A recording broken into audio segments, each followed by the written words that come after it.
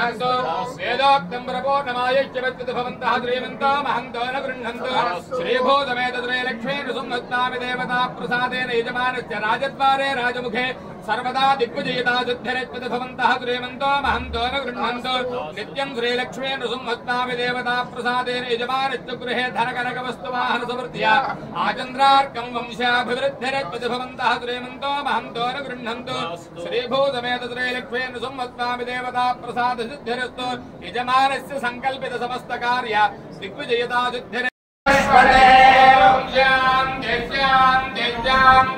नमो ब्रह्मणे नमस्ते वायो त्वमेव प्रत्यक्षं ब्रह्मासि त्वमेव प्रत्यक्षं ब्रह्म वदिष्यामि सत्यं वदिष्यामि सत्यं वदिष्यामि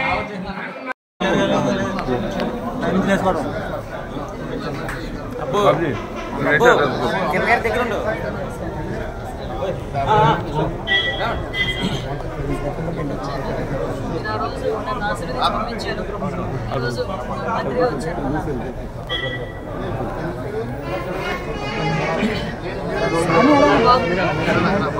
అబ్బాయికి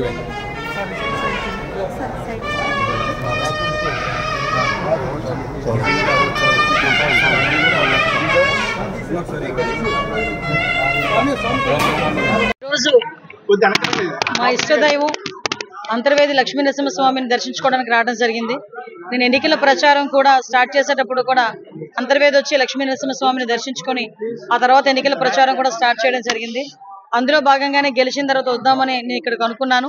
అందుకే మళ్ళీ ఇక్కడికి వచ్చి లక్ష్మీ నరసింహస్వామిని దర్శనం చేసుకొని స్వామివారి ఆశీస్సులు తీసుకొని రాబోయే కాలంలో యాజ్ ఏ హోమ్ మినిస్టర్గా ఈ రాష్ట్రం తాలూకా రక్షణ విషయంలో కానీ మహిళల తాలూకా భద్రత విషయంలోనే కానీ దైవానుగ్రహం కూడా నా మీద ఉండాలని మనస్ఫూర్తిగా నేను ఇక్కడ కోరుకొని నేను వెళ్తున్నానండి.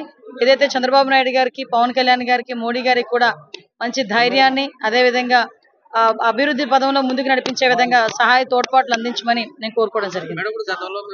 నాకు ఒక్కొక్కసారి అనిపిస్తుంటది, అమలాపురం ఒకసారి ఒక అమ్మాయి సూసైడ్ చేసుకుంటే ఇక్కడికి వచ్చి వాళ్ళ ఇంటిని కూడా పరామర్శించడం జరిగింది.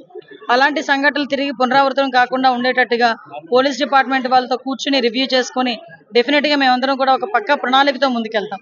ఏదైతే రాష్ట్రంలో గంజాయి డ్రగ్స్ విపరీతంగా పెరిగిపోయి ఉన్నాయి, అదేవిధంగా ఆడపిల్లల మీద అఘాయిత్యాలు కానీ ఆడపిల్లల మిస్సింగ్ కేసులు కానీ చాలా ఎక్కువగా ఉన్నాయి లాస్ట్ 5 years లో.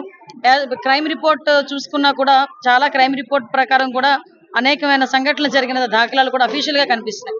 వీటన్నిటినీ కూడా ఓవర్కమ్ చేయడమే కాకుండా ఈ రాష్ట్రంలో ఉన్న మహిళలకే కాదు సామాన్య ప్రజలకి కూడా వాళ్ళ తాలూకా భద్రత, వాళ్ళ ఆస్తుల తాలూకా భద్రత అన్ని కూడా మేము చూసుకోవాల్సిన అవసరం ఉంది. కాబట్టి దీని మీద పోలీస్ డిపార్ట్మెంట్ వాళ్ళతో మేమందరం కూడా మాట్లాడుకొని తగిన నిర్ణయాలు తీసుకొని యాజ్ ఎర్లీ యాజ్ పాసిబుల్ ప్రజలందరికీ ముందుకు తీసుకొస్తాం.